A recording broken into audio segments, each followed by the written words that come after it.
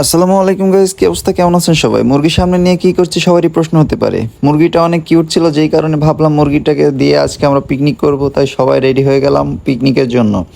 তো মুরগিটাকে জবাই করা শেষে মুরগিটা ঝরতেছিল আমাদের কিছু লোক। তো পিকনিকের জন্য বেস্ট সময় হচ্ছে রাত, তাই আমরা রাতকে পার্টি হিসেবে বেছে নিয়েছিলাম।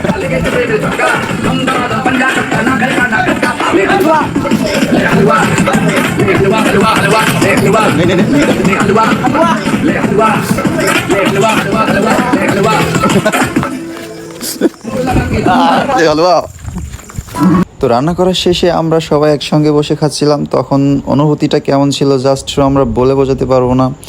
অনেক মজা হচ্ছিল, অনেকে একসঙ্গে ছিলাম আমরা, যে কারণে আমাদের অনুভূতিটা তখন জাস্ট ওয়াও ছিল। Bojo Durango to all the ladies. Hey! Hey, bro! Durango, let's get it on, dance tonight.